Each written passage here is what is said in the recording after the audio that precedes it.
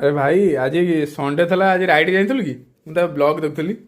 Ride जाइଥିଲି ରାଇଡି ଯାଇକି ଆସିକିରି ଭାଇଠି କୁଆଡେ ଯାଇଥିଲୁ ରାଇଡି? ପଢିଥିଲି।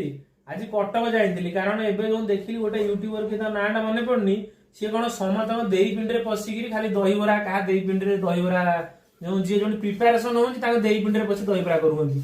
ମୁଁ କହିଲି ଏତେ ଦହିବରା, ମାନେ ଯାହା ବି ତ ନ ଖାଇଲେ ମତେ ପାପ ଲାଗିବ। ତ ମୁଁ ସେଥିପାଇଁ ସକାଳୁ ଉଠିକି ଠାକୁରଙ୍କୁ ମୁଣ୍ଡିଆ ମାରି ତାପରେ ସକାଳୁ ଗୋଟେ ନିପ୍ ଟାଇମ୍ ଆଇଲି, ନିପ୍ ଟାଇମ୍ ମାରିକିରି ତାପରେ ଗଲି ଗାଡି ନେଇକିରି ଗଲି। ଗଲା ପରେ କଟକ ସାରା 52 ଜାଗା ଖାଇଲି ଦହିବରା। 53 ଜାଗା ବେଳୁ ପେଟ ଗ୍ୟାସ୍ ହେଇଗଲା। ସେଇ ତାରି ଦହିବରା ହାଣ୍ଡି ଉପରେ ମୁଣ୍ଡ ମାଡି ହେଇ ପଇଲି। ସେ ଫୁଡ ବ୍ଲଗର କେମିତି ଖାଆନ୍ତି, ତାଙ୍କର 22 ଚକିଆ ଟ୍ରକ୍ ଇଞ୍ଜିନ ନା, ମୋର ଇଞ୍ଜିନ ଛୋଟ। ମୋର 52ଟା ଜାଗାରେ ଖାଇଲା ପରେ ହାଫ୍ ପ୍ଲେଟ୍, 52ଟା ହାଫ୍ ପ୍ଲେଟ୍ ଖାଇଲା ପରେ 53 ନମ୍ବର ହାଫ୍ ପ୍ଲେଟ୍ ବେଳୁ ସେଇ ଦହିବରା ଉପରେ ପଇଲି। ସିଏ ସେଠୁ ମତେ 108 ଡାକିକି ପଠେଇଲା। ମୁଁ ସେଠୁ ତାପରେ ଏଇଠି ଆଇଲି ଆଉ ଚାଲି ଚାଲିକି। ତାପରେ ଗାଡି ମୋର 407 ଲୋଡ ହେଇକି ଯାଉଥିଲା। ସେ ଫୁଡ ବ୍ଲଗର ବାଲାଙ୍କର 22 ଚକିଆ ଇଞ୍ଜିନ, ଭାଇ 22 ଚକିଆ ଇଞ୍ଜିନ ଯୋଉ ଫୁଡ ବ୍ଲଗରଙ୍କର ଅଛି, ମତେ 11 ଚକା ଦିଅ, ତମେ 11 ଚକା ରଖ।